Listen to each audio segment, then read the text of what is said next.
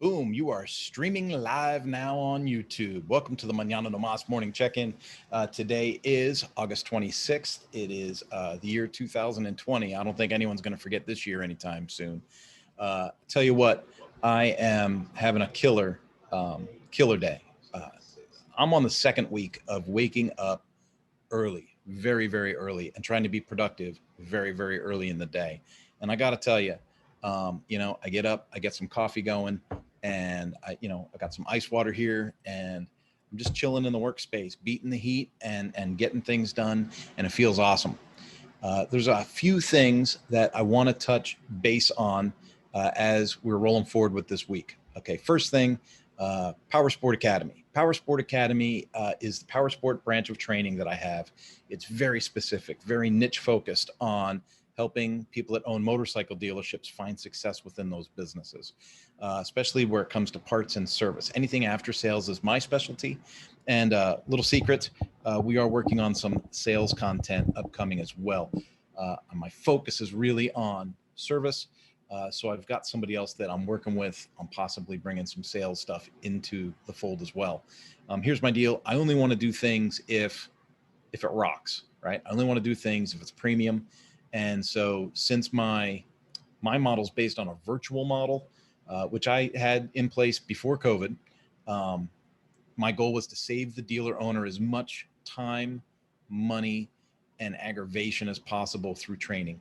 And so instead of having you got to work out travel arrangements and rental cars and be without your people for days so they can go get, a pearl of wisdom from somebody from a 2-day workshop, I wanted to make sure that I gave them access to information that they would have for the whole year, and then biweekly support calls that we do throughout the year, right? So they got 26 support calls they're going to have access to. And then, so it's an ongoing growth process rather than, a shot in the arm, make it or break it, sink or swim kind of thing. So I'm really, really focused on bringing quality to the table.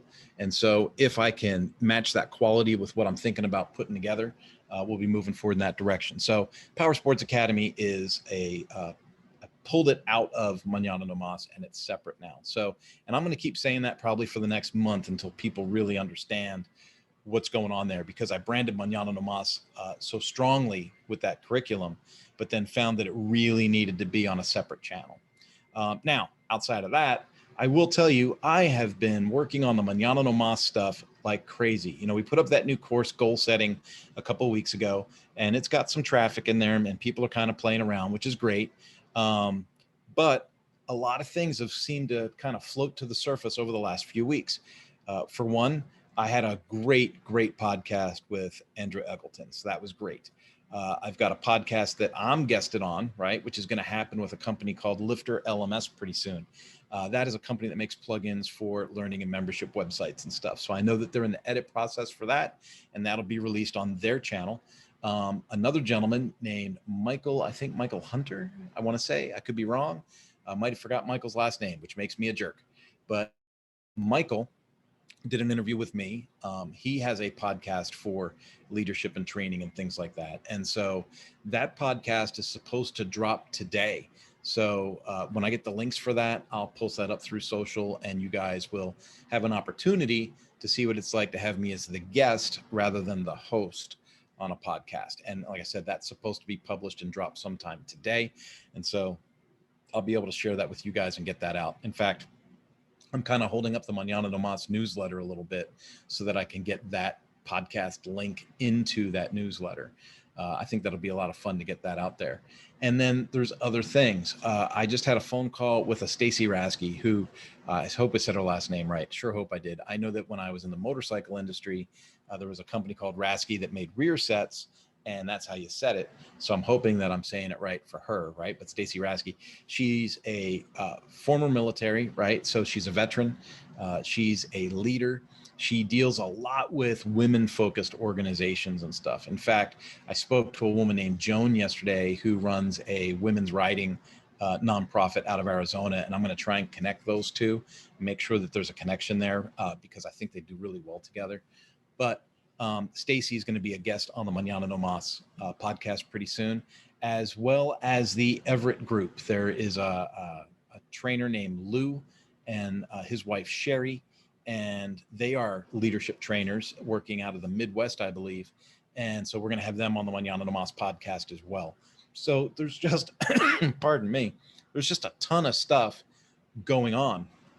Now, as all this stuff is going on, I've been involved in a couple of other things. I've been working with a software company, helping people with their learning and management websites. I've been fielding a lot of questions and kind of helping guide them along the way, right? Just kind of like, what are you trying to do with your site? What's the goal of your site? What's the business model of your site? How did you come up with that pricing strategy? And so as we have this give and take, I'm beginning to come away with some ideas of what would make good workshops for people that are trying to work within that space. And you might be watching this and saying, why does Kurt talk about leadership and training and then talk about these websites? Like how does all this go together? Here's how it goes together, right? Especially during this COVID time. The more you can get your content virtual, the more you can get your content to be duplicable, right? Meaning that you can get the same effect over and over and over again. Let's say I'm a consultant and I have the bandwidth to consult 10 customers a week live, right? Let's say that I have that ability. I can do 10 clients a week live. Well, then I'm locked in. I'm trading hours for dollars, right? So if I lock myself into that and I'm doing live consulting, with 10 different customers a week, I've kind of capped out. I either have to start raising the price to charge customers more to make more revenue, or I know that I've locked myself at a flat line. If I take 80% of my content using the Pareto principle, if I take 80% of my content and build that as theory online, I can plug as many people as I want into that 80% factor, right? If you're tracking me on this. So my first example was I got 10 people at 100%, right? Now I have unlimited people at 80% that can see that content, and you can manage those users. So if you can give 80% of your content out, and please bear with me on this, right? Only 20% of your clients need that last 20% moving up based on the Pareto principle. So let's say I put 1,000 people in, right, into this system, and I'm giving them 80% of the theory online. And then I've got this kind of cream rises to the top, this premium content, that comes from one-on-one interaction. And let's say I've got 20% of those people that want to take it up a level. Well, then I up price those services. And out of the 1,000 people I'm taking care of for the year, I've got 200 of them that I need to put in, at the premium level and do some one-on-one consulting with. Now, if I build it in as like a Zoom integration into the website, or I do some really cool things to stay virtual, I can do more than 10 a week, right? But think of what I just said. I went from 10 clients that I can handle every week, right, to having 200 people that I need to train throughout a year, and think about how the numbers work and how much extra time is left over. So they do plug together. The concepts plug together.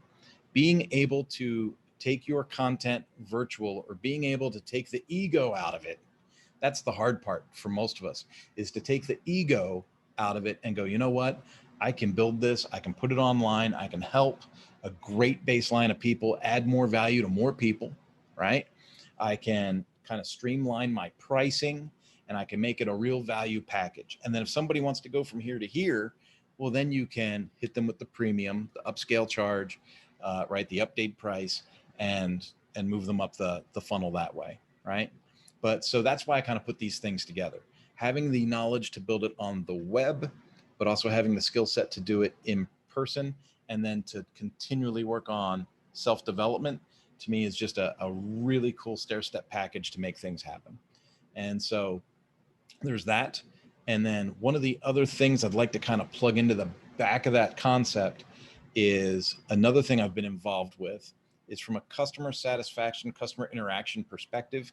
I've been in touch with, is the best way to say that, I suppose, but I've been in contact with a lot of tech companies, tech providers that are using AI tools and automations to address a lot of the things that we spend a lot of time on.